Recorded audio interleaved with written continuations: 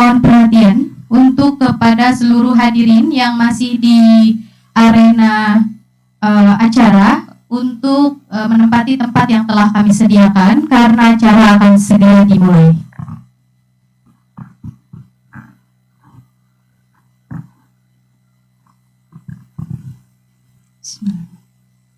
Assalamualaikum warahmatullahi wabarakatuh. Bismillah, alhamdulillah, alhamdulillahilladzi ja'alal fata quwwatan syadidah. Wassalatu wassalamu ala rasulillah wa ala alihi wa sahbihi wa mawalah, amma ba'd. Yang terhormat Bapak Kiai Haji Mustafa Aqil Siraj selaku Ketua Umum Pengurus Besar Majelis Zikir Hubul Waton. Yang terhormat Bapak Ngasiman Joyonegoro selaku Ketua Umum Gerakan Indonesia Optimis. Yang terhormat Bapak Ahmad Al-Fidai selaku Sekretaris Jenderal Pengurus Besar Majelis Zikir Hubul Waton. Yang terhormat Bapak Irjen Pol Helmi Santika SH SIK MSI selaku Staf Ahli Kapolri Mabes Polisi Republik Indonesia. Yang terhormat Ibu Luluk Nur Hamidah MSI MPA selaku Komisi 4 DPR RI. Yang terhormat Bapak Hafiq Husnul Qalbi selaku Wakil Menteri Pertanian Republik Indonesia dan yang mewakilinya. Yang terhormat Bapak Dr. Dianta Sebayang SIP ME selaku Komisaris Raja Wali Nusindo, dan seluruh hadirin yang berbahagia dimanapun Anda berada, baik yang online maupun offline, di studio maupun dimanapun Anda berada. Hadirin yang berbahagia, saya ucapkan selamat datang dan selamat bergabung dalam acara Deep Talk Indonesia Serial Ramadan 2022 dengan tema Arah Ketahanan Pangan Nasional Pasca Pandemi. Bersama saya Syifa Zihni Hafizah yang akan memandu acara pada siang hari ini. Hadirin yang berbahagia, demi kelancaran acara pada siang hari ini, kita buka bersama-sama dengan membacakan Ummul Quran. Ala hadihi niyah wa ala kulli niyatin sholihah. Al-Fatihah.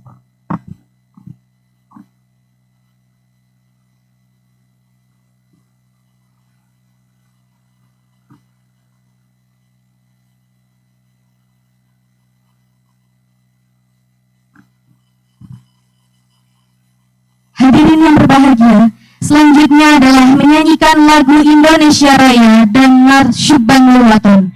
Kepada seluruh hadirin dimohon untuk berdiri.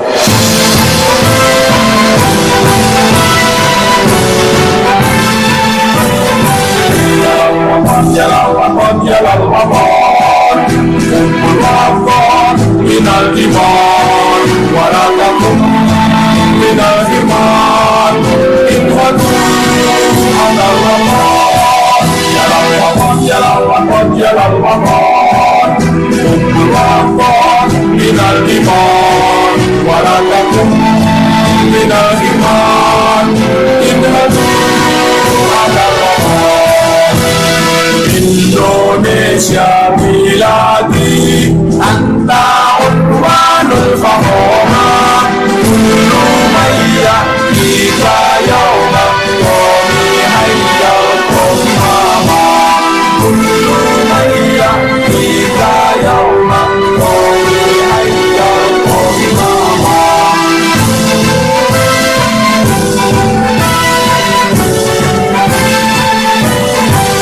Siapa hati wahai tanah airku cintamu dalam imanku jangan halangkan nasibmu bangkitlah hai bangsaku siapa hati wahai tanah airku cintamu dalam imanku jangan halangkan nasibmu bangkitlah hai bangsaku Indonesia negeriku engkau panci martabatku siapa datang mengancam dan binasa di bawah tubuhmu siapa datang mengancam dan binasa di bawah tubuhmu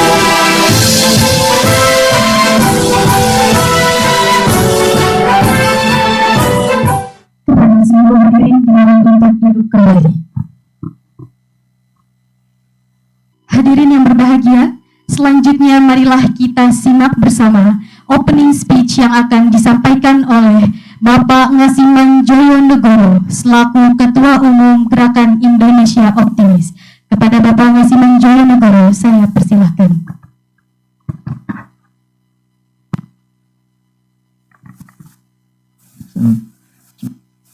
Assalamualaikum warahmatullahi wabarakatuh. Bismillahirrahmanirrahim. Wassalatu wassalamu ala rasulillah alihi wa sahbihi wa man wala amma ba'du. Yang saya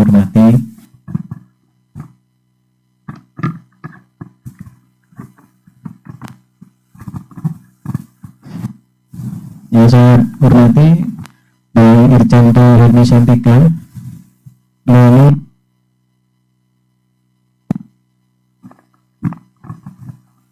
saya sering terus sebagai hadir di posko ini di secret jadi bukan baru mau didiskon Pak Kasat kan nggak mau gitu Bang. Ini lama jadi Kasatgas Pangan Barisgram, dari Kasatgas, jadi Kasatgasnya, beliau sekarang penasihatnya. Baru pas waktu saya kirim surat, beliau serah terima ya. Tapi yang pasti kondekornya Kasatgas Pangan Barisgram ya beliau masih. Yang terhormat Mas Dr. Di Atas Bayang, ini senior alumni Jerman, Bang. Beliau sebetulnya pakar ekonomi, tapi kan kalau nanti hanya komisaris itu terlalu sempit bagi beliau gitu, jadi jangan dikasih stempel komisaris itu ya.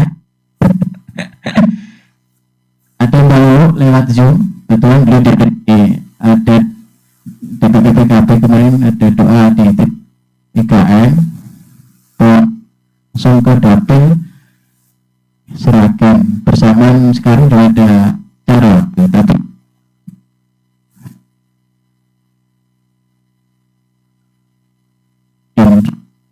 ada waktu untuk terus Pak Wamentan saya jemput di telepon oleh staf sosnya mendadak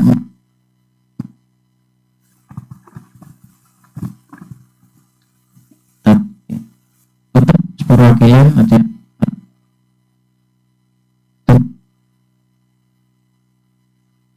bisa gabung dengan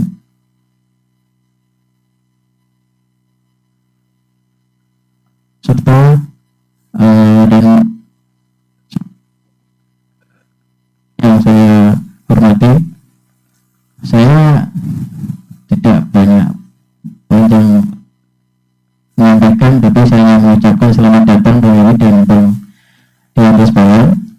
Mohon maaf, ini tempatnya kita namanya juga posko aktivis. Nah, pusat ya kita ada dua ini, satu ini Majelis Zikir Fatwaton. Majelis Zikir Fatwaton itu yang selama setiap 1 tahun kita zikir di istana itu, Bang. Di halaman istana setiap memperingati rangkaian 17-an 4 tahun Bang. Itu setiap 1 Agustus itu. Umumnya beliau baru selesai khataman pondok di Kempek. Ya Mustafa Said Akhil Sirot ini adiknya Pak Said Akhil Sirot, menentunya Mbah Mun. Itu ketua pikir. Ya maksudnya minggu depan baru di sini loh, baru selesai khataman dan sekjennya hari ini sakit. Jadi saya ini baru mewakili Gerakan Indonesia Optimis, mewakili Center of Intelligence Studies, dan satu mewakili. Tapi yang di sini kayaknya udah orang biasa dong, gitu, luar biasa. Oke, kalau kita sesi yang ketiga kali ini kita bicara arah bergerak nasional pasca pandemi. Kalau kita melihat pandemi dari awal, saya sudah mengatakan, menyampaikan di beberapa media dan juga bahkan saya menulis. Jadi kalau kita melihat pandemi COVID-19 tidak hanya perspektif kesehatan, tapi juga kita bisa melihat dari perspektif sembilan komponen strategis, karena dampaknya ke situ. Karena situasi global yang tidak menentu hari ini, apalagi dengan adanya perang Rusia Ukraina, ini juga akan berdampak pangan yang luar biasa. Pandemi belum selesai, tapi kita juga ada perkembangan situasi yang tidak baik buat dunia global hari ini. Di kawasan pelindung Minamata ini sudah menanti, dan bahkan beberapa negara sudah mulai terbangun. Bagaimana dari nanti kita minta narasumber untuk memberikan gambaran dan apa arah baru ketahanan pangan kita pas sebenarnya banyak yang dari pemerintah, dari pengawasan di DPR-nya, dari pengamat yang juga ekonom, supaya ada rekomendasi untuk kedepannya.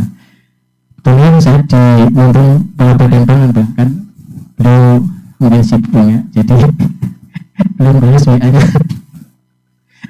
Nah, mungkin lain kali kita datangin lagi. Kalau yang perintah nanti banyak itu Kepala Badan Pangan baru hadir, gitu. Mungkin gitu kan, kalau kita melihat pengalaman ketahanan pangan dunia, negara yang saya kira lebih survive itu adalah salah satunya Inggris. Bagaimana Inggris itu mengintegrasikan antara perkembangan industri dengan pertanian itu masih suatu sistem yang sudah rapi gitu. Jadi mereka dengan kondisi apapun sampai sekarang itu Inggris tidak pernah kekurangan pangannya. Saya kira kita juga dengan negara yang sumber daya alam yang luar biasa, baik pertanian, kelautan dan juga lainnya, bahkan ada asalkan singkong itu ditanam jadi gitu. Nah, kita kadang masih banyak impor, soal impor, bahaya ini banyak menyoroti, Bang Kianta sebenarnya juga banyak menyoroti. Nanti banyak yang akan menyampaikan. Mengucapkan selamat datang dan terima kasih. Kalau ada kekurangan, mohon maaf atas pengampunan, mohon maaf sekali lagi, mohon maaf yang sebesar-besarnya. Akhirnya saya ucapkan terima kasih. Wassalamualaikum warahmatullahi wabarakatuh.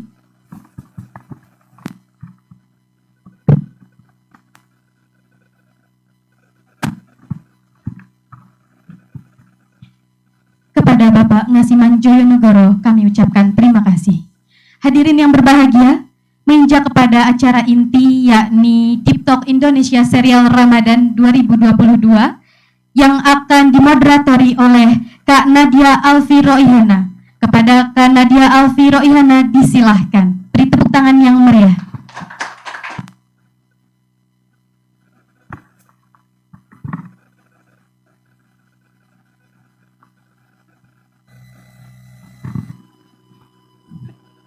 Assalamualaikum warahmatullahi wabarakatuh. Selamat sore teman-teman semua. Terima kasih sudah hadir pada agenda diskusi sore hari ini, baik yang hadir secara offline maupun online di tayangan YouTube MHDW TV.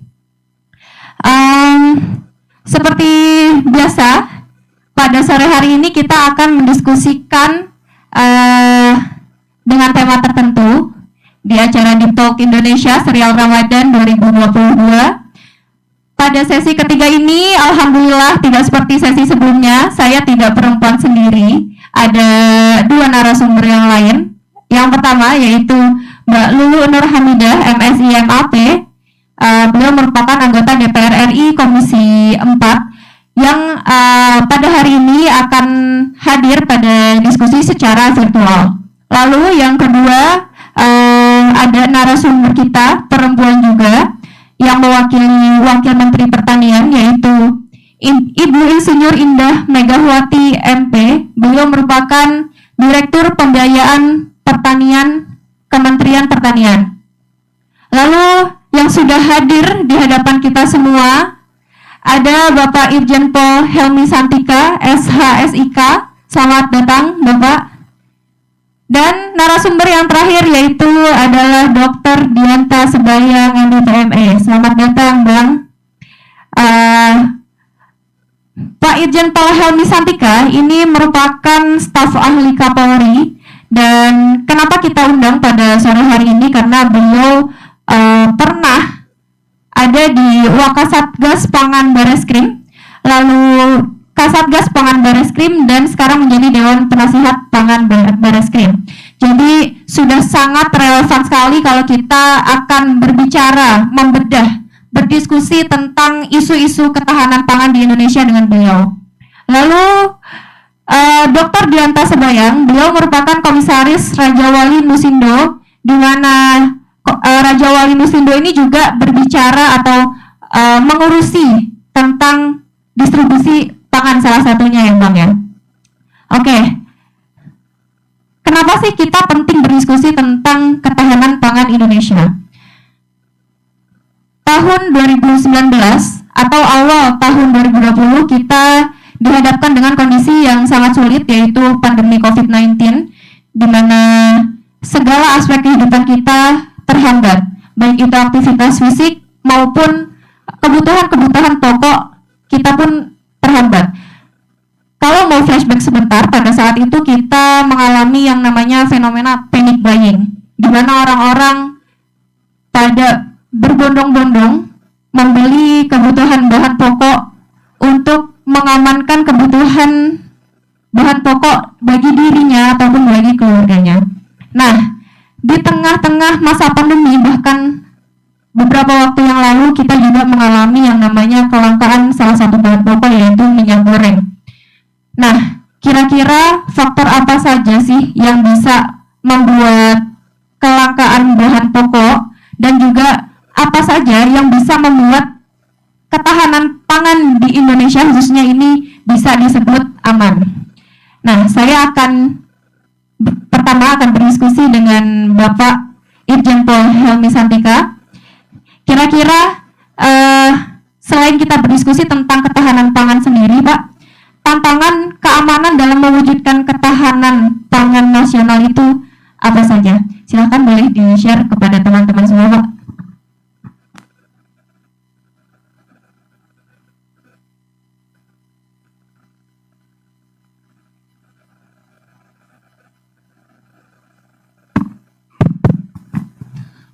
Assalamualaikum warahmatullahi wabarakatuh. 7 menit kata Mas Simon, kultum 7 menit, 70 menit. Sampai buka terus beliau nggak kebagian. Ya, jadi begini, saya ingin menjawab menjadi dua memulai melihat ini apa yang disampaikan Mbak ini ke dua hal ya. Yang pertama adalah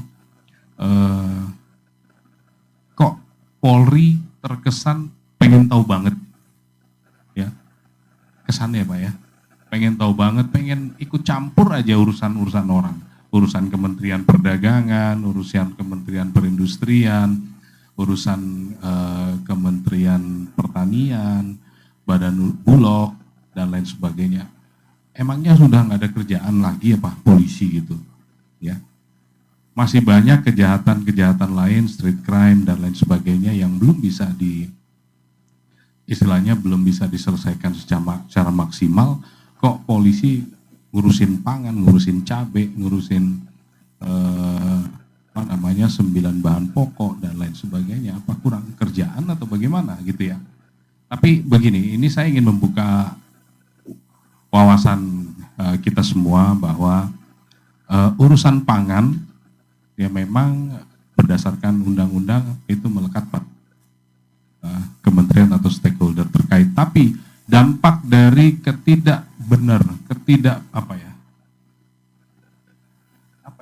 dampak dari pengelolaan yang nggak benar itu ujungnya menjadi urusannya polisi. Gitu. Saya ngomongnya pakai bahasa yang gaul lah gitu ya. Ya, dampak dari pengelolaan yang diurus nggak benar menjadi urusannya polisi. Contoh misalkan ada yang masukin beras, ya. Memang kalau kita mau jujur, kebutuhan beras secara nasional, pasokan lokal tidak akan cukup. Betul Pak ya? Tidak akan cukup. Ini saya manggilnya adik-adik apa teman-teman? Teman-teman mungkin bisa melihat gitu kan, kita kan luas sekali. Lahan sawah kita banyak, masa kurang? Ya yuk silahkan kita hitung. Jadi tidak akan cukup. Belum lagi kita bicara kualitas, belum kita bicara kos produksinya, ya. Harganya jauh lebih mahal dibanding impor. Nah, disparitas ini memberikan ruang kepada mereka yang mau coba-coba ingin mengambil keuntungan atau mereka yang ingin berbuat jahat, berlaku curang dan lain sebagainya. Ini contoh, baru satu, beras. Garam. Indonesia itu garis pantainya luas sekali. Masa sih garam impor? Pasti begitu mikirnya. Tapi kalau kita mencoba masuk ke dalam, menyelami lebih dalam lagi, tadi sudah disampaikan bahwa saya sejak 2018 bergabung di Satgas Pangan itu seperti masuk Dufan. Ada wahana baru, ya, wahana baru di mana selama ini saya ya ngurusin yang ya istilahnya yang berdarah-berdarah, masuk ke wahana baru, ngurusin cabai, ngurusin dan lain sebagainya. Ternyata soal garam itu memang betul garis pantai Indonesia sangat panjang dan luas sekali. Tapi tahu nggak kita bahwa letak geografis Indonesia itu terbagi, kalau dibagi dua, barat dan timur. Semakin ke barat, garamnya semakin jelek. Ada yang tahu nggak? Nggak ada. Timur ke timur pun hanya di beberapa wilayah yang bagus. Madura, NTT Pak ya, NTT, Maluku, itu. Kita belum lagi bicara bagaimana teknologinya dan lain sebagainya. Garam, gula, ya, gula. Berapa luasan lahan tebu? Berapa jumlah penduduk Indonesia? Kalau tadi Mas Simon menyebutkan Inggris, saya sih berani mau bangga dikit lah. Inggris penduduknya sedikit. Iya, Indonesia banyak. Ya, Indonesia hampir 270 juta. Ya, kebutuhan gula kalau mendasari pasokan ketersediaan dari lokal, dari kebun tebu, nggak cukup. Belum lagi kalau kita lihat, iklan. mau bilang terganggu. Gula ya kalau apa istilahnya menggunakan pasokan lokal tidak akan cukup. Ya, tidak akan cukup. Kenapa? Belum lagi kita lihat hasil produksinya, ya kadar sulfurnya tinggi. Belum lagi pabriknya itu masih peninggalan zaman kolonial, nggak akan cukup. Nah, pemerintah berpikir kan untuk mencukupi, sehingga selisih atau disparitas itu diisi dari impor gula. Ada lagi kedelai, ya kita masyarakat umum taunya kedelai itu produk hilirnya adalah tempe tahu. Tempe tahu sudah dianggap sebagai makanan rakyat Indonesia, sangat murah. Begitu muncul di media bahwa itu impor, waduh, seakan tidak. Nah, tapi ada yang tahu nggak bahwa ternyata kita impor kedelai itu sejak zaman kolonial. Jadi bukan baru, ya sejak zaman kolonial. Itu beras, gula, garam, kedelai, daging sapi. Ya, daging sapi. Semua juga pasti bilang, kok bisa sih daging sapi impor? Saya mengutip apa yang pernah disampaikan dari Japdi, Aspidi, kemudian dari Kementerian Pertanian, kalau semuanya stop impor menggunakan sapi lokal dalam 2-3 tahun sapi Indonesia akan punah. Gitu, ya. Sehingga untuk menutupi kekurangan kebutuhan itu dari mana? Dari impor. Nah, ujungnya hilirisasi, proses importasi yang nggak benar akan menjadi kerjaannya polisi. Ya. Pupuknya misalkan disalahgunakan berdampak pada hasil produksi yang tidak maksimal, ujungnya juga menjadi tugas polisi. Hilir. Sehingga sejak tahun 2017 Bapak Kapolri pada waktu itu Pak Tito, beliau punya konsep yang namanya democratic policing. Pemolisian di era demokratis, pemolisian, polis ditambah ing. Jadi kata kerja gitu ya. Pemolisian di era demokratis. Ternyata adalah kegiatan pemolisian yang polisinya itu harus mampu mengajak semua stakeholder yang ada untuk bisa bekerja bersama-sama. Bahasa kerennya sinergi. Ya, bahasa kerennya gitu. Untuk bisa bersinergi. Oh, ternyata ada lingkup-lingkup tugas kewenangan yang saling bersinggungan antara kementerian atau stakeholder terkait yang mungkin ini perlu bahasa kerennya lagi intervensi dari polisi. Ya, contoh misalkan antara Kementerian Pertanian dan Kementerian Perdagangan serta Kementerian Perindustrian ada irisannya. Nah, irisannya itulah yang kami mencoba untuk berperan serta ya dengan dibentuknya Satgas Pangan. Nah, Satgas Pangan ini kembali lagi bukan ingin mengambil alih kewenangan, tidak. Satgas Pangan tugasnya adalah untuk bisa bersama-sama dengan stakeholder yang ada tadi untuk melakukan kegiatan secara koordinasi, kolaborasi, komunikasi untuk mencari hal-hal yang sifatnya solutif setiap persoalan yang ada. Jadi kalau tadi persoalan, oh ini mau puasa, mau lebaran, permintaan sejumlah komoditas pasti akan meningkat.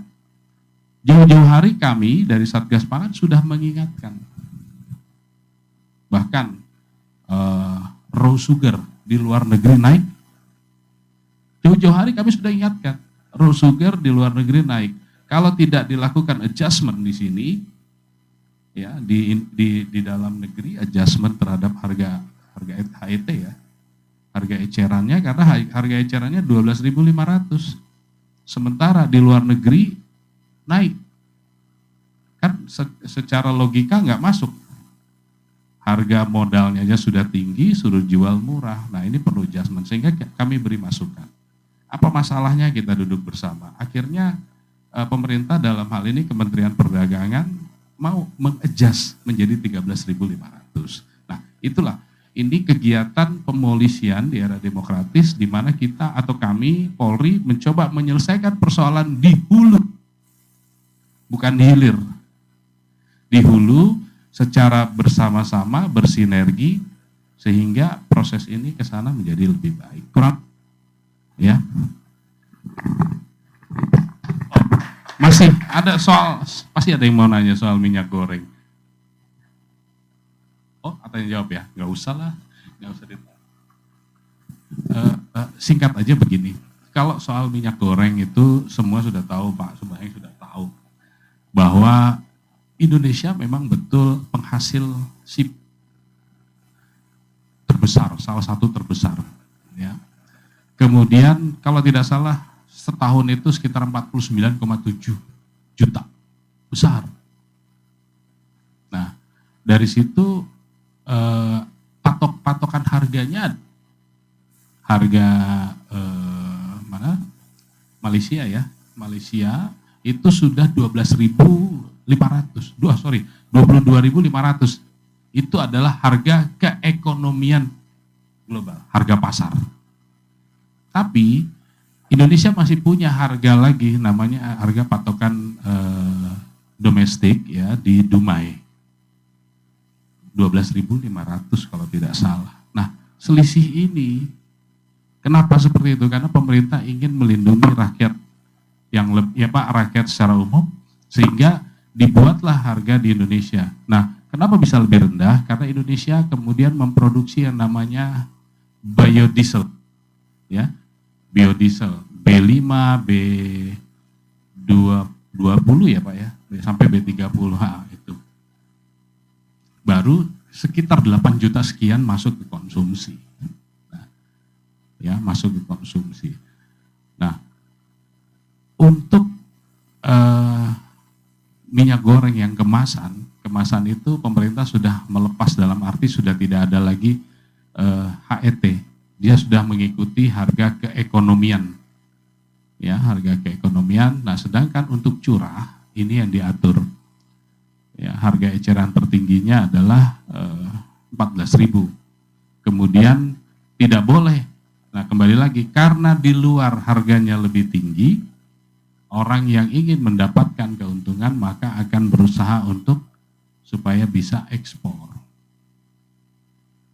Ya, supaya bisa ekspor. Nah, peruntukan minyak goreng curah untuk rumah tangga oleh industri ini kemudian pemerintah mensubsidi melalui dana BPDPKS ya, dengan menghitung selisihnya tadi 14.000, kalau di sana 22.000 ya kurang lebih 6.000 atau sampai 7.000 yang akan disubsidi oleh pemerintah. Nah, untuk minyak goreng curah saat ini sedang berproses untuk memenuhi. Yang lucunya di Indonesia itu ada beberapa provinsi yang dalam tanda kutip gengsian. Dia nggak mau pakai curah, maunya pakai kemasan. Ada, saya nggak perlu sebut lah. Ada beberapa provinsi yang seperti itu. Nah, tapi yang namanya curah ini kan sudah menjadi kebijakan pemerintah, disubsidi, sehingga perintahnya dari pemerintah itu supaya ini di seluruh Indonesia ada curah. Nah, kemudian bagaimana mendistribusinya?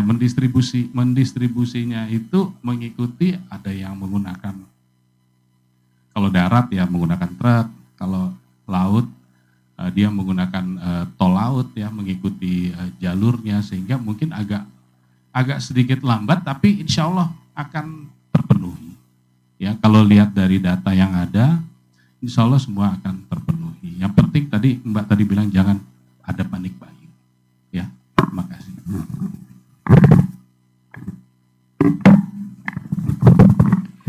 Baik, terima kasih Bapak Irjen Paul Helmi Sandika. Berarti Pak, kalau kita berbicara tentang ketahanan pangan itu, bahasa sederhananya, apa yang akan kita konsumsi di meja makan kita dapatkan dari dalam negeri gitu ya Pak. Berarti yang penting memang apa yang kita butuhkan pada saat itu aman dan suplainya terpenuhi, begitu Pak? Atau gimana? Berarti memaknai ketahanan pangan sendiri itu apa Pak?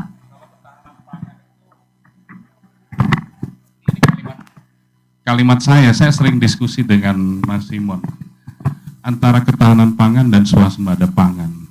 Swasembada pangan itu adalah suatu hal yang ideal, gitu, yang ideal. Nah, tapi sebelum ideal kita ketahanan pangan dulu. Ketahanan pangan ini kan sebuah proses, ya, sebuah proses manajemen lah, ya, mulai dari perencanaan yang baik, pengorganisasian yang baik, kemudian pelaksanaan yang baik dan pengawasan yang baik ketahanan pangan. Contoh misalkan kita menyadari bahwa kita belum bisa memenuhi kebutuhan beras dari dalam negeri. Kita sadar tuh. Tapi dengan sebuah proses manajemen yang baik, kita tahu, kita bagi misalkan iklim Indonesia itu secara umum hanya 2. Kemudian musim panen itu kapan? Ya, musim tanam itu kapan, kemudian pada saat apa kita harus bisa menutupi kebutuhan beras kita dengan impor. Jangan sampai pada saat orang panen impor. Ini kan berarti proses manajemennya udah bagus, ya. Tapi kalau misalkan saat ini baru tanam, apalagi kemudian ditambah dengan ya amit-amit ya, musim hujan yang intensitas curah hujannya tinggi sehingga gagal panen. Nah, pada masa ini harus ada pasokan, ya, harus ada pasokan. Entah mungkin pemerintah membuat buffer stock atau mungkin apa, tapi paling tidak ini kalau saya mengartikan ketahanan itu adalah sebuah proses manajemen terhadap pangan sehingga mau mau bicara satu komoditas itu kita sudah merencanakan dengan baik. Termasuk juga bukan hanya mengimpornya, tapi bagaimana kemampuan kita untuk mengembangkan, menambah luasan lahan, meningkatkan kualitas produksi, dan lain sebagainya. Baik, terima kasih. Sangat jelas sekali bahwa ketahanan pangan itu adalah bagaimana kemampuan kita untuk bisa memanage agar supply dan juga demand-nya itu terpenuhi dan kita terhindar oleh krisis-krisis yang akan terjadi. Nah, selanjutnya kalau kita berbicara tentang distribusi tentang pangan itu sendiri, mungkin kita akan berdiskusi dengan Bang Dianta. Kira-kira Bang, tantangan ketahanan pangan di Indonesia itu apa saja sih? Dan rekomendasi kebijakan ketahanan pangan sendiri itu apa? Silakan Bang.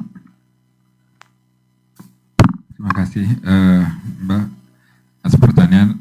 Di awal mungkin terima kasih Mas Simon yang sudah ngundang saya dan ngundang saya sebagai komisaris lagi, makanya tadi saya langsung tutup laptop saya karena biasanya sebagai dosen ekonomi, pengamat ekonomi tapi moderator sudah memberikan penekanan itu sebagai komisaris lah, jadi lebih banyak cerita. Langsung laptop tutup beda saya juga sangat senang karena alhamdulillah akhirnya saya bisa ketemu Mbak Elmi karena beliau yang sering ngawasin kita juga di kantor saya di Raja Wali Nusindo, yaitu adalah salah satu perusahaan distributor pangan, anak perusahaan dari ID Food, holding pangan yang alhamdulillah zaman Pak Erick Thohir didorong agar pada akhirnya yang namanya BUMN pangan itu terkonsolidasi. Karena lama ini kan terpecah-pecah. Jadi terpecah-pecah, entitas sendiri tetapi sekarang adalah terkonsolidasi di bawah satu holding yang namanya ID Food, dulu RNI. Jadi semuanya ada di situ termasuk kita. Dan kita juga alhamdulillah dapat beberapa penugasan untuk minyak goreng bersama PPI. PPI adalah perusahaan BUMN juga yang fokus di distribusi produk pangan. Memang benar kata BUMN bahwa jangankan BUMN. Negara aja untuk mengkonsolidasikan persoalan pangan itu belum tuntas. Itu setiap tahun itu selalu berdebat antara dua menteri, antara Menteri Pertanian dengan Menteri Perdagangan. Yang satu adalah produksinya, itu ini saya mohon maaf, tetap saya harus kembali sebagai dosen lah, itu. Tapi sebagai rakyat biasa, karena gini, rumus ekonomi menyatakan barang maka harga turun, barang langka maka harga naik.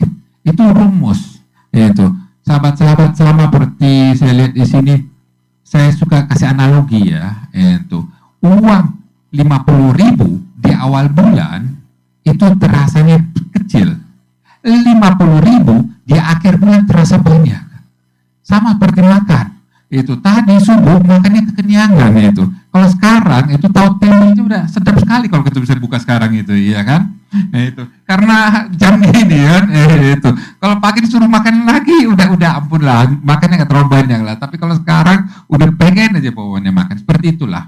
Pangan pun kadang-kadang benar. Itu saya senang tadi itu masalah garam itu, jangan lihat itu pantai panjangnya pantai Indonesia dengan garam itu sama dengan, saya nggak tahu sahabat-sahabat udah pernah coba itu nanam cabai nggak? Kebetulan izin Pak, saya dulu pas lagi cabai-cabainya lagi mahal, saya coba nanam cabai lah ya, itu cabai itu, karena saya ingat saya beli cabai, minta cabai 3.000 dapatnya 3 biji, ya kan mahal juga ya udah, kan gitu, logika ekonominya muncul, nanamlah pohon cabai itu. Alhamdulillah saya masih capek sekali nanam pohon cabai karena dia agak ini agak kalau nggak sering disiram itu langsung cepet layu lah itu. Saya terus nanam itu, saya urusin itu.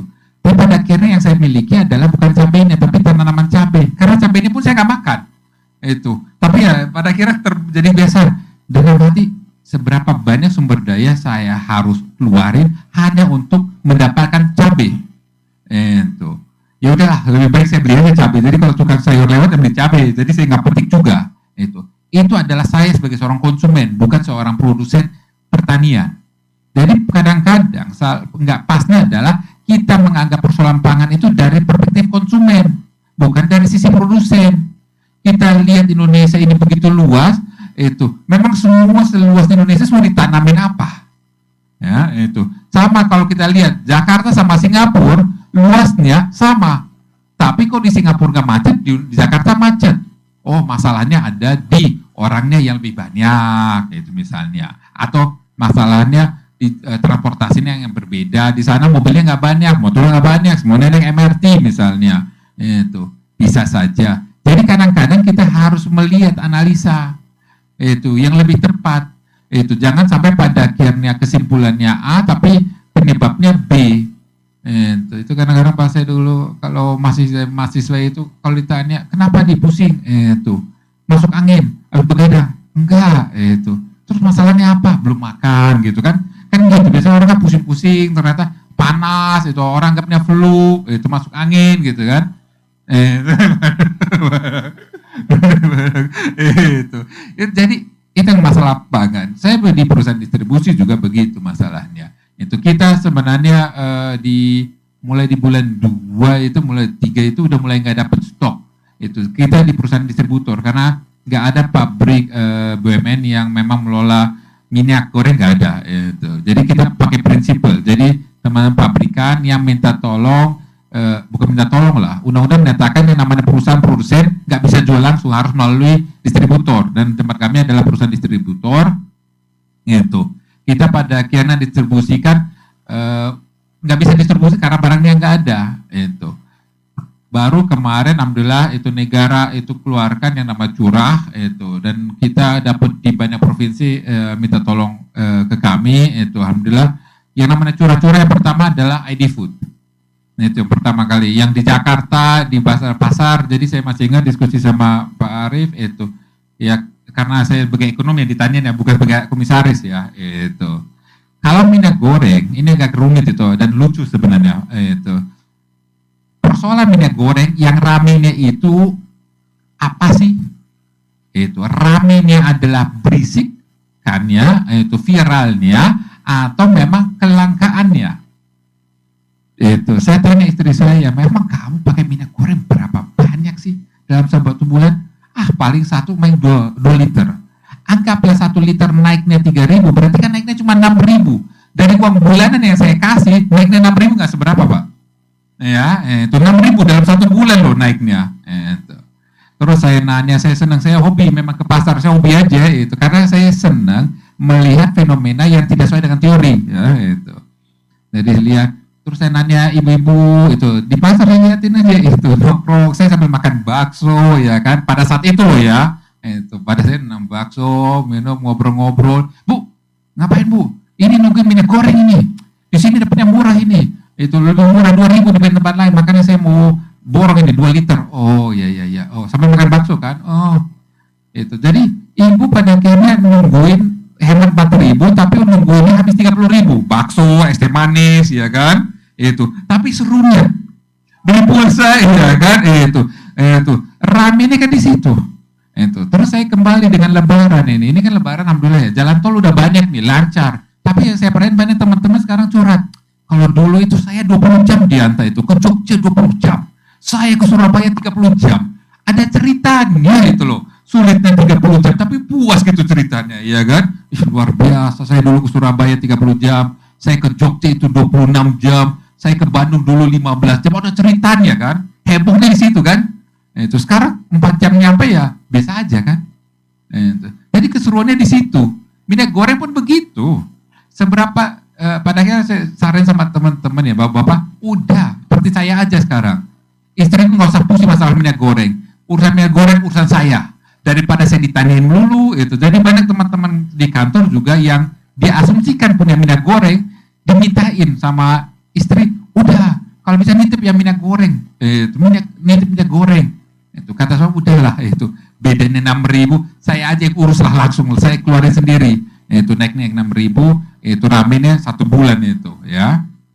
Jadi kadang-kadang kita harus bedakan antara real masalah ekonomi sama real masalah isu ekonomi, itu seringkali beda. Itu kalau 3 tahun yang lalu itu garam, yaitu garam itu sempat rame karena naiknya 100%, tapi memang seberapa banyak garam kita makan, bukannya naik aja gitu ya, naiknya itu kok mahal garam, itu dulu udah 2.000 dapat garam, sekarang enggak gitu, pokoknya rame aja. Ini jadi masalah. Itu makanya saya senang itu sekarang udah ada satgas dari yang langsung polisi juga itu terlibat.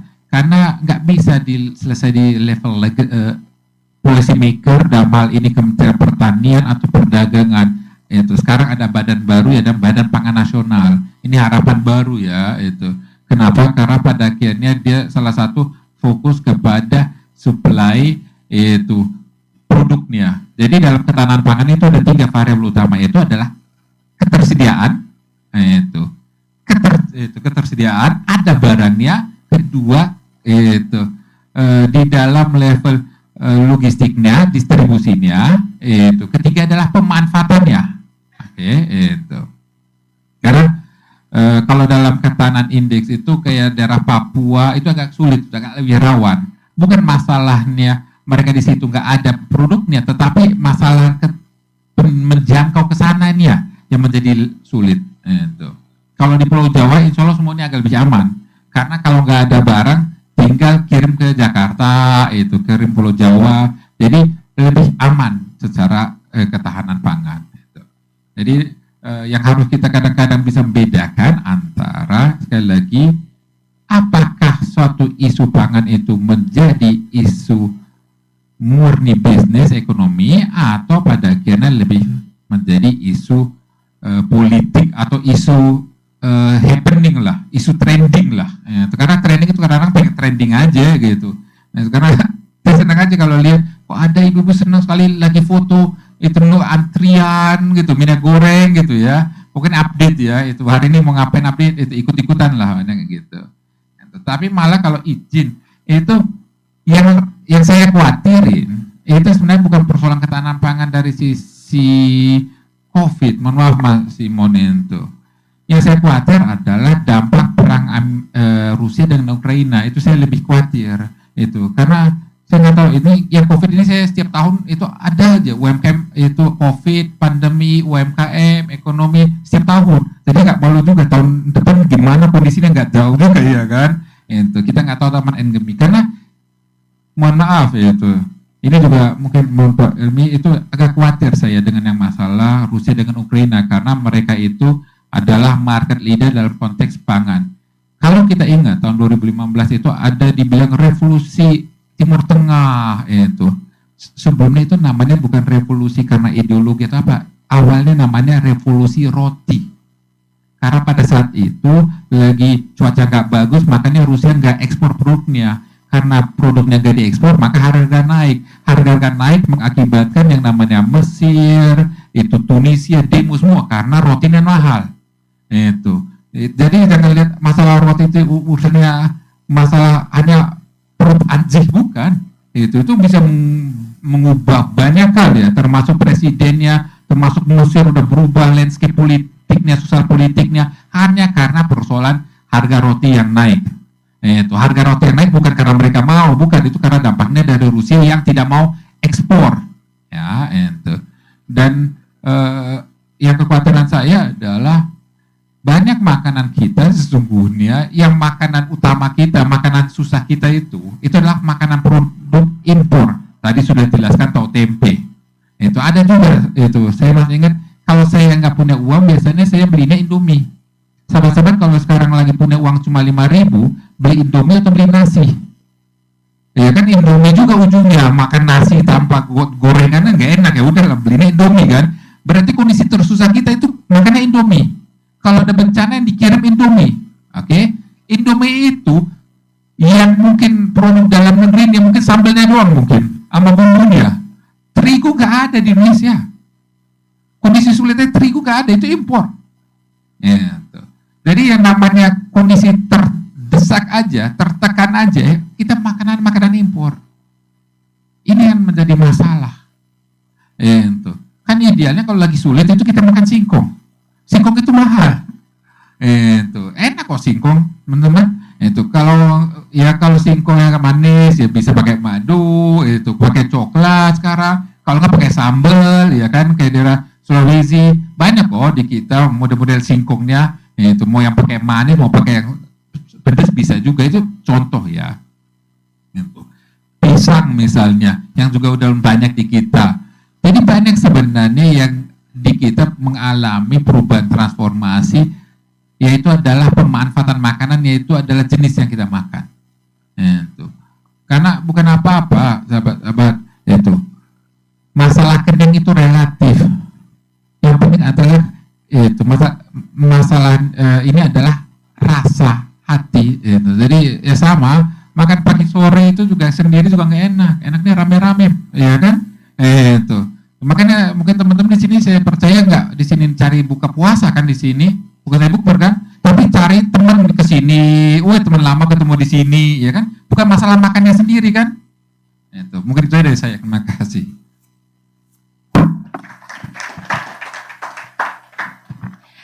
Baik, terima kasih Mas Dianta yang sudah memaparkan mengenai tantangan-tantangan ketahanan pangan kita dan juga menjelaskan bahwa distribusi pangan itu seperti apa sih. Nah, sekarang kita sudah terhubung dengan Mbak Lulu Hamidah via Zoom. Saya akan menanyakan beberapa hal termasuk tadi tentang distribusi, tapi lebih ke arah kebijakannya sih. Mbak Lulu, apakah suara saya terdengar jelas? Iya, terima kasih. Terdengar jelas sih, masih mau di sini agak rame. Oh iya, baik Mbak. Saya ingin menanyakan, kira-kira bagaimana sih pengawasan kebijakan produksi, distribusi, dan juga pasokan bahan pangan pokok pemerintah dalam menghadapi krisis pangan? Silakan Mbak Lulu. Iya, terima kasih teman-teman ini ya yang menginisiasi diskusi yang sangat penting. Saya baca tornya dan juga sederet narasumber yang hebat semuanya. Saya juga lihat ini ada Mas Dianta, Mas Simon. Terus mohon maaf yang tengah karena baru join tidak bisa. Tadi ada dari ini ya, dari Kapolri ya, staf ahli ya. Ya, terima kasih teman-teman semuanya. Jadi kira-kira begini gambarannya, bahwa tugas kita di DPR tentu ingin menjadi bagian yang sangat penting bagi pemerintah untuk memastikan bahwa kebijakan dan politik pangan benar-benar berpihak kepada upaya untuk bisa menciptakan kemandirian dan kedaulatan pangan. Selain tentu pemenuhan pangan dalam negeri atau ketahanan pangan. Jadi itu satu. Karena Undang-Undang Pangan juga lahir dari Komisi 4, maka kita memastikan betul bahwa arah pembangunan pertanian kita dan khususnya politik pangan kita sebenarnya tidak cukup hanya stuck dan bertumbuh kepada ketahanan pangan ya, karena memang konsep tentang ketahanan pangan juga tentu bisa didebat dan juga bisa didiskusikan lebih lanjut, tetapi tidak ada pilihan yang terbaik bagi sebuah negara yang berdaulat seperti Indonesia, terlebih dengan melihat kondisi sosioekonomik dan juga kekuatan yang dimiliki oleh bangsa ini, maka pilihan untuk bisa mandiri secara pangan itu ya pilihan yang sangat terbaik. Nah, kita selalu mengingatkan bahwa pertama, yang namanya populasi atau penduduk Indonesia ini kan tidak semakin berkurang ya dari tahun ke tahun. Kita udah sebentar lagi aja udah hampir 280-an juta, yang artinya semua rakyat kita tanpa terkecuali itu mesti dipenuhi kebutuhan pangan. Karena pangan dan hak pangan itu kita maknai sebagai bagian dari hak asasi, yang mana kemudian pemenuhan terhadap hak asasi itu menjadi kewajiban yang melekat kepada negara, dalam hal ini adalah pemerintah. Maka kita bisa kaitkan antara pemenuhan pangan, ketersediaan pangan, dan pemenuhan dan penegakan hak asasi manusia. Jadi kalau misalnya rakyat kita ini lapar atau kelaparan karena pemerintahnya tidak bekerja untuk memenuhi kebutuhan pokok pangan rakyat kita, maka bisa aja itu dianggap bahwa negara telah lalai bagi pemenuhan hak asasi. Atau kemudian secara politik dan kebijakan negara tidak serius mengupayakan berbagai langkah-langkah yang terukur ya, langkah-langkah yang terukur dan jelas roadmap-nya ke depan sehingga bisa kita capai kemandirian, maka kita juga bisa membuat penilaian bahwa pemerintah dalam tanda kutip itu juga mengabaikan semangat dari undang-undang. Kami pernah melakukan pemantauan terhadap jalannya undang-undang pangan, Mbak. Jadi beberapa waktu yang lalu melalui alat kelengkapan Dewan di Balek, karena memang Balek yang mendapatkan mandat untuk melakukan pemantauan atas pelaksanaan undang-undang, dan kita memilih undang-undang pangan karena pada waktu itu kebetulan juga isu yang terkait dengan importasi sangat kencang, terutama keinginan pemerintah untuk importasi beras. Di sisi lain ada klaim sementara pihak bahwa dari Kementerian Pertanian justru produksi gabah atau beras kita ini surplus. Begitu juga dengan data dari BPS yang menyatakan juga surplus, tetapi kemudian ada rencana dari pemerintah untuk melakukan importasi, walaupun itu dianggap bahwa importasi itu bukan sesuatu yang final, tapi semacam kayak pesan dulu gitu ya. Jadi bila mana nanti dibutuhkan baru kemudian impor itu bisa dilakukan apa tidak. Tetapi itu cukup memprihatinkan buat kita karena belajar dari pengalaman yang sebelum-sebelumnya, misalnya tahun 2017-2018 yang menjelang pemilu kurang 2 tahun, Indonesia kalau misalnya masih diingat ya, Mas Bianta masih tahu banget, kita pernah mengimpor dalam jumlah jutaan ton, yang mana sisa dari beras yang diimpor itu bahkan belum habis sampai sekarang. Sementara yang namanya mutu dari beras itu semakin hari tidak semakin bagus dong. Jadi kalau misalnya diimpor dan walaupun itu udah dijaga sedemikian rupa, maka turun mutu itu pasti terjadi. Dan untuk menjaga agar beras tetap berkualitas, tetap bagus dan tetap layak konsumsi manusia, itu juga membutuhkan biaya yang tidak sedikit. Bahkan untuk menghancurkan beras yang rusak. Misalnya waktu itu ada lebih kurang 20.000 yang disposal ya, yang harus dihancurkan karena benar-benar tidak bisa dimanfaatkan, bahkan untuk ternak pun itu juga tidak bisa. Itu juga membutuhkan biaya puluhan miliar, jadi lebih kurang sekitar 18 miliar yang harus dilakukan. Nah, ini belum lagi kemudian situasi di mana importasi itu terjadi di saat panen raya terjadi. Jadi ketika rakyat itu panen, maka impor itu justru dihadirkan. Nah, ini yang terus berulang, tapi kita tidak lelah untuk mengingatkan bahwa cukup untuk menjadi pembelajaran bagi pemerintah untuk tidak mengulangi katakanlah langkah-langkah yang tidak dibenarkan dan juga sangat merugikan bagi kondisi petani atau bahkan pembangunan pertanian secara keseluruhan. Nah, yang berikutnya tentu kita melakukan semacam review ya terhadap berbagai pengajuan, baik itu program ataupun anggaran yang diajukan oleh pemerintah. Kita menilai secara kritis apakah yang diajukan oleh pemerintah itu masuk akal atau tidak, kemudian terukur apa tidak. Yang berikutnya justru bisa mendorong adanya semangat swasembada atau tidak, atau hanya sekedar memperbanyak program sebanyak-banyaknya.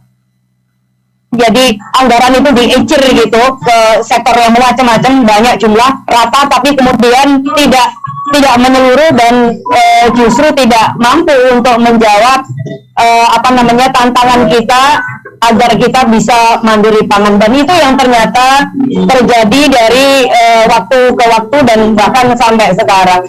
Sebagai satu contoh misalnya, saya pernah menyampaikan kegeraman bagaimana mungkin rakyat kita yang tidak bisa dilepaskan dari konsumsi tahu tempe misalnya. Tetapi bahan baku untuk pembuatan tahu tempe ini hampir sepenuhnya, mungkin 97% itu dicukupin dari impor gitu.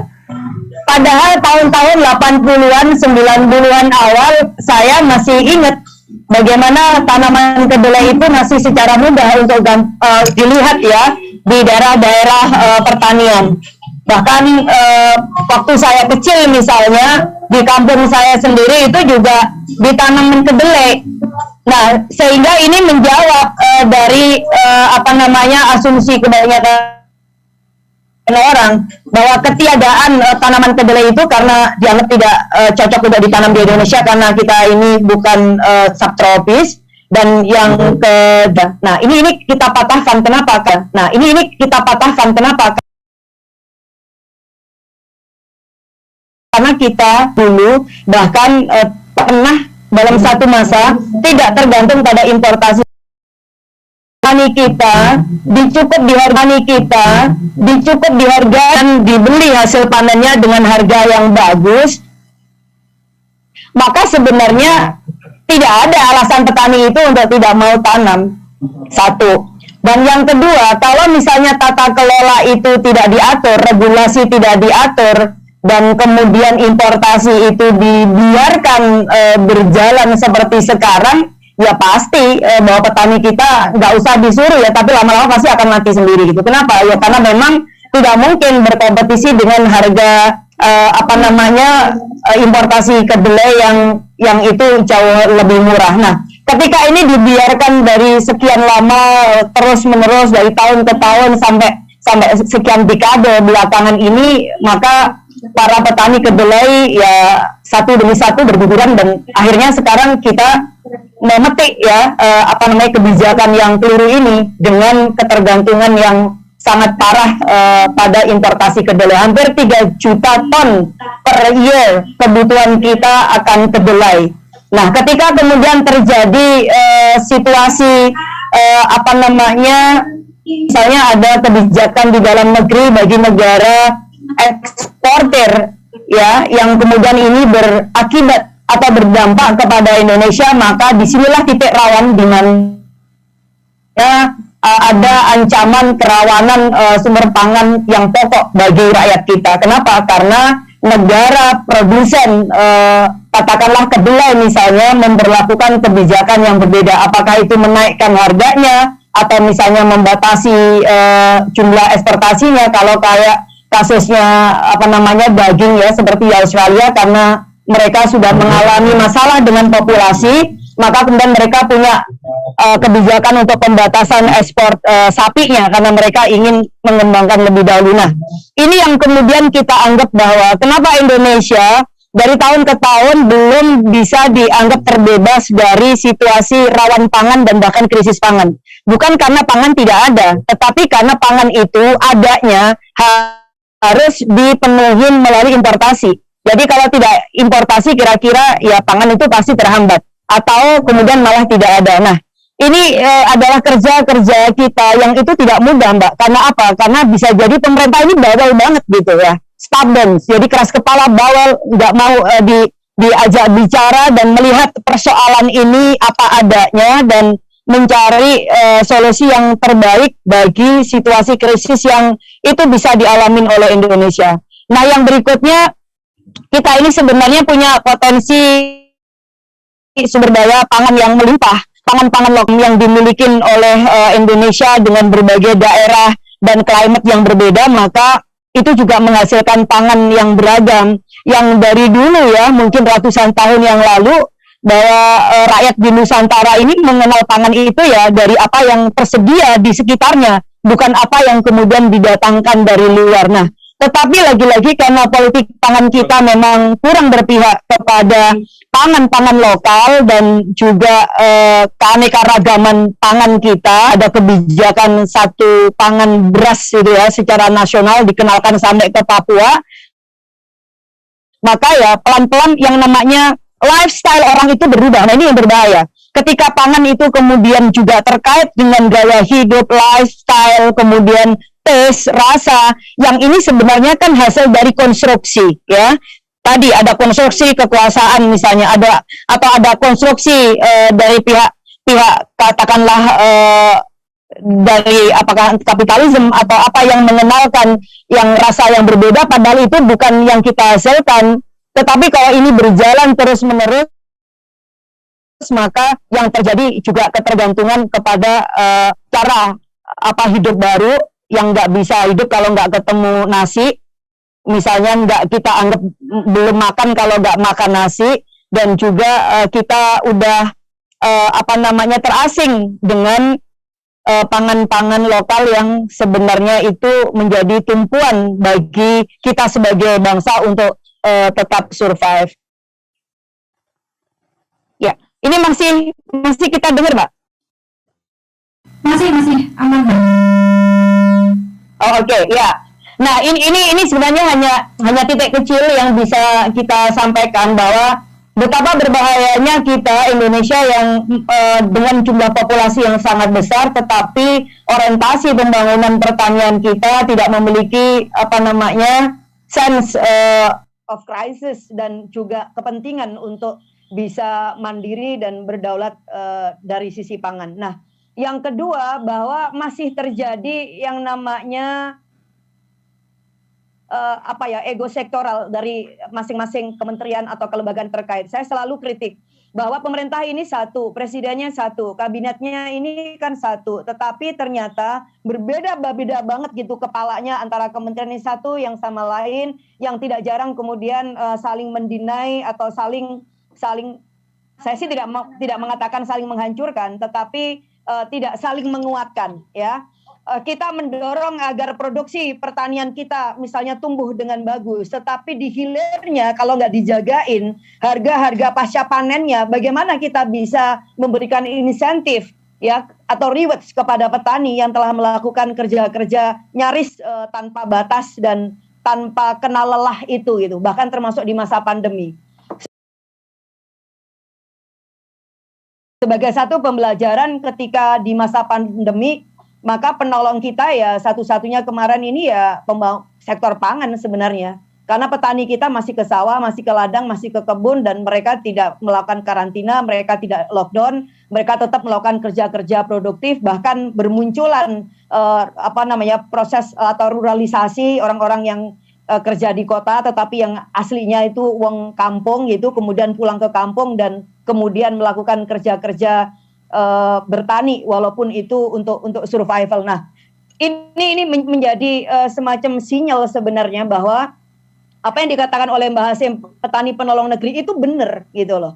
Itu benar banget. Nah, ini harus menjadi perhatian bagi pemerintah kita, siapapun juga pemerintahannya nanti. Ini bukan tentang siapa presiden, tetapi dari pemerintahan itu harus belajar banyak dan belajar betul bahwa Indonesia itu udah dikasih karunia Tuhan yang sangat bagus, tanahnya, udaranya, panas matahari sepanjang tahun ya, berlimpah juga air, tapi kalau kemudian ini tidak dimanfaatkan betul menjadi kekuatan ekonomi kita yang bertumpu kepada agraria ini, ya saya kira kita menyanyiakan sumber daya yang sangat-sangat besar.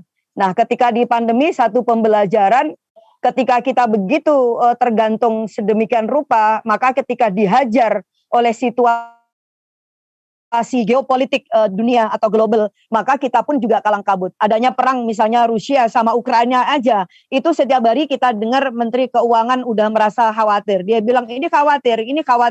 Semua khawatir. Bayangkan yang terjadi di sana yang khawatir kita coba. Itu kenapa? Nah, fondasi ekonomi kita ini bertumpu kepada apa ya? Kepada basis-basis importasi. Maka itu kemudian kita membuat khawatir. Coba kalau kemudian kita bertumbuh pada kekuatan kita ya, pada basis-basis produksi yang itu digerakkan dari kita juga, maka walaupun ada katakanlah tantangan, tetapi itu tidak sedemikian rupa menghantam kita dan membuat kita sangat khawatir. Nah, yang terakhir saya kira jangan dikhianatin para petani kita, para nelayan kita ya. Saya selalu ingatkan bahwa sudah cukup rasanya kita membuat mereka ini tidak dalam posisi yang tidak bahagia. Jadi kita jangan menambah lagi kezaliman-kezaliman baru berupa kebijakan-kebijakan yang sama sekali tidak berpihak kepada mereka. Langkahnya minyak goreng kemarin misalnya itu saya secara terbuka bilang, bahkan di rapat paripurna di DPR saya katakan bahwa ini ada orang-orang yang sebegitu serakahnya mengambil keuntungan dari situasi yang kalau kemudian ini tidak ditanganin dengan sangat serius, maka ini akan menghancurkan semuanya. Dan itu benar gitu. Termasuk ketika misalkan ada menurut saya quote and quote penyelewengan ya dari pemanfaatan kayak dana-dana pungutan, apakah itu sawit yang ternyata tidak dikembalikan untuk kesejahteraan dan pemuliaan bagi para petani kita, malah kemudian disubsidikan bagi korporasi untuk proyek biodiesel yang at the end kita semua tahu bahwa ternyata pihak korporasi yang menerima dana triliunan itu kemudian yang menjadi pengkhianat juga dengan melakukan ekspor minyak goreng yang itu seharusnya adalah jatah di dalam negeri. Nah, ini cukup bagi kita untuk menjadi sekali lagi pelajaran bahwa ayolah kita berpihak kepada petani, kepada nelayan yang menjadi semacam garda depan kita untuk bisa mempertahankan pangan kita dalam kondisi yang sangat baik. Nah, insentif untuk mereka, subsidi untuk mereka tidak akan pernah membuat negara bangkrut. Yang justru membuat negara kita ini merugi ketika kita memberikan subsidi itu kepada korporasi besar, ya kan? Karena ternyata mereka juga yang mengkhianatin kita. Petani tak pernah mengkhianatin negara. Petani, nelayan tidak pernah mengkhianati negeri ini. Nah, saya kira itu Mbak dan juga Mas Simon, Mas Dianta, mohon maaf. Saya kira mudah-mudahan semangat ini bisa ditangkap. Ini juga bagian dari fungsi kami atau saya juga dalam melakukan pengawasan. Yang pahit kita memang harus kita sampaikan, karena kepahitan kalau kita bisa terima dengan legowo, maka ini juga akan menjadi obat penyembuh ya bagi kondisi bangsa atau negeri yang sedang sakit. Tetapi kita juga terus mendorong agar kerja-kerja kebaikan dari pemerintah yang bisa mendukung agar pertanian kita menjadi lebih maju, kemudian regenerasi pertanian ini juga bisa didorong, anggaran untuk sektor pertanian ini bisa ditambah, maka kita juga akan dukung. Saya sampaikan kepada Menteri Keuangan, subsidi untuk petani 70 triliun itu nggak ada apa-apanya dibandingkan dengan apa yang mereka berikan untuk kita bisa tetap survive sebagai bangsa. Saya kira itu, terima kasih ya. Dan mohon maaf, ini juga maghrib. Assalamualaikum warahmatullahi wabarakatuh. Waalaikumsalam warahmatullahi wabarakatuh. Iya, di Sragen udah maghrib ini kalau di Solo. Terima kasih pemaparan yang luar biasa Mbak Lulu. Selamat berbuka puasa juga. Thank you. Oh boleh ya, ini sudah sambil minum teh ya. Karena sudah mendekati waktu berbuka puasa di Jakarta, saya akan langsung meminta closing statement dari para pemateri. Monggo silahkan dari Bapak Irjen dulu.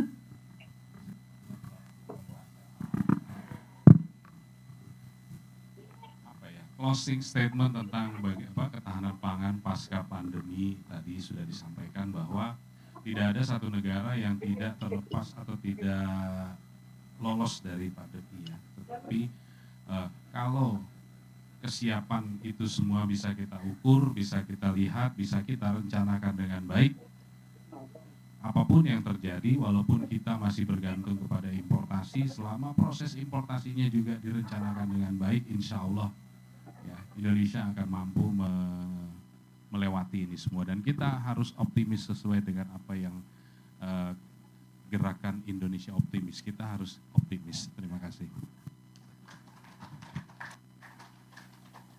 Nah, itu mungkin dari saya sih, saya sangat bersyukur alhamdulillah. Itu ini diskusi bicara tentang pangan ya, itu saya ingat pangan itu yang diundang dari DPR Mbak Lulu itu, walaupun saya tahu baru dari ibu kota baru itu tetap masih memaksa. Gimana bisa tetap ngomong? Iya. Terus itu Pak Helmi yang tetap turun ke sini untuk membahas masalah pangan itu. Tapi yang sedih ini ya tupoksi utamanya Mbak Lulu ini. Kementerian Pertanian yang nggak hadir. Ini saya nggak tahu juga ini. Karena nah itu ya, oke. Betul. Itu. Jangan khawatir. Makanya perlu ini kita kasih kode keras ini. Itu enggak. Iya. Ini sebenarnya sekali lagi Bapak dan Ibu Bos sahabat semua, itu masalah pangan itu masalah kompleks. Itu enggak selesai hari ini, enggak selesai juga itu langsung besok. Ini butuh proses desain itu. Yang penting di perencanaan yang baik, kita harus sepakat dulu keberpihakan kita. Kalau keberpihakan kita adalah ingin memang mandiri secara pangan, ayo kita melangkah. Jangan hari ini mandiri, besok enggak, hari ini mandiri atau enggak. Itu namanya bisa tukang beca, kadang-kadang rezeki banyak, kadang-kadang enggak. Yo-yo boleh. Jadi sepakati dulu, kalau kita mau mandiri, mandirilah secara pangan. Itu karena insya Allah kalau mandiri secara pangan, pada kira bisa mandiri juga cara inovasi, mandiri juga cara ekonomi dan seterusnya. Itu saya terima kasih. Betul. Baik, silakan Mbak Lulu mau menambahkan untuk closing statement-nya. Iya, terima kasih. Saya tetap optimis ya. Ini mengingatkan kepada kita semua. Jadi suara-suara seperti saya itu justru suara-suara yang mewakili optimisme kita bahwa masa depan kita ini juga banyak didukung seharusnya oleh sektor pertanian dan juga pangan, dan kita mesti ambil dan rebut kesempatan itu. Karena apa? Negara tetangga kita yang lebih kecil, baik daratannya, luasan lautnya seperti Vietnam misalnya atau Thailand, mereka sudah oper ya kemudinya, dan mereka tahu bahwa sektor pertanian itu memang harus diperkuat dan mereka sekarang menjadi salah satu pemain utama. Nah, saya kira kita dengan optimisme baru ya, dengan gairah orang-orang muda yang mulai melihat bahwa isu tentang pangan itu penting, kemudian isu tentang pertanian ini juga menyangkut masa depan kita semuanya, maka saya kira masa depan kita akan banyak tergantung atau dipengaruhin oleh seberapa kuat kebijakan dan politik pangan kita. Dan ini menjadi tugas kita semuanya untuk saling mengawal dan memastikan itu. Ya. Terima kasih Mbak Lulu, Bapak Irjen Paul Helmi dan juga Bang Dianta yang sudah salam kenal Pak Irjen. Yang sudah memberikan bahan untuk kita berdiskusi pada sore hari ini. Sangat luar biasa. Semoga ilmu-ilmu yang kita dapatkan pada sore hari ini dapat membuat kita untuk semakin optimis ke depannya untuk terus membantu dalam proses kemajuan Indonesia. Terima kasih teman-teman semua yang sudah hadir di acara sore hari ini, Deep Talk Indonesia Serial Ramadan. Semoga bermanfaat. Selamat berbuka puasa. Wallahul muwaffiq ila aqwamit thoriq. Wassalamualaikum warahmatullahi wabarakatuh. Waalaikumsalam. Selamat dari Kartini.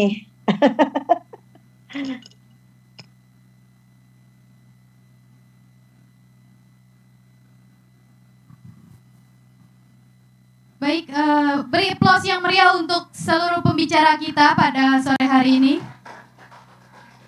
Selanjutnya akan diberikan cindera mata yang akan diberikan langsung oleh Bapak Ngasiman Joyonegoro. Yang pertama-tama akan diberikan kepada Bapak Irjen Pol Helmi Santika SH SIKMSI. Kepada Bapak Helmi dipersilakan untuk maju ke depan.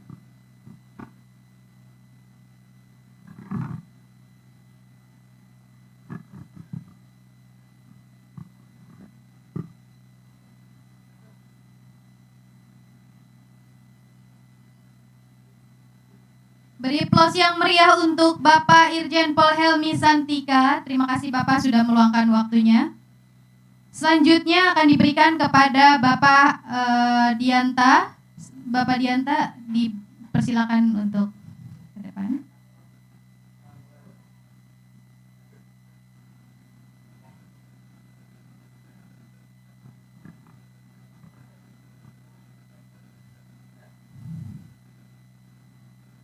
Baik, beri aplaus yang meriah untuk Bapak Dr. Dianta Sebayang. Terima kasih Bapak sudah meluangkan. Selanjutnya akan diberikan kepada moderator kita, Kak Nadia Alviro Ihana, untuk dipersilakan maju ke depan.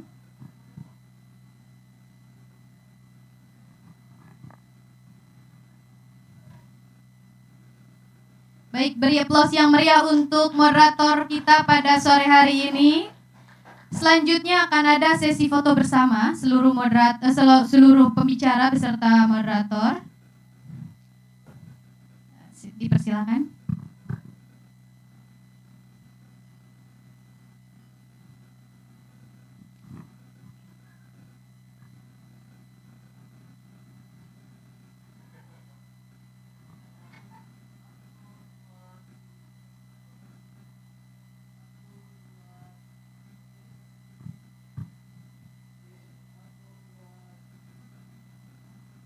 Baik, beri aplaus yang meriah untuk kita semua. Hadirin yang berbahagia, itulah tadi Deep Talk Indonesia Serial Ramadan, sesi ketiga dengan tema arah ketahanan pangan nasional pasca pandemi.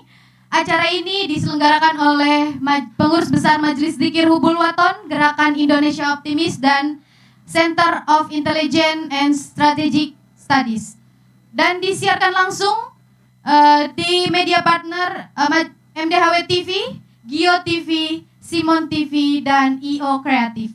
Baik hadirin yang berbahagia, itulah tadi Deep Talk Indonesia. Saya Syifa Zihni Hafizah, mohon maaf yang sebesar-besarnya jika dalam kesempatan ini banyak hal yang kesalahan yang disengaja maupun tidak disengaja. Untuk itu marilah kita tutup acara ini dengan membaca hamdalah bersama-sama. Baik, saya akhiri. Wallahul muwaffiq ila aqwamit thoriq. Wassalamualaikum warahmatullahi wabarakatuh. Selamat berbuka puasa untuk kita semua.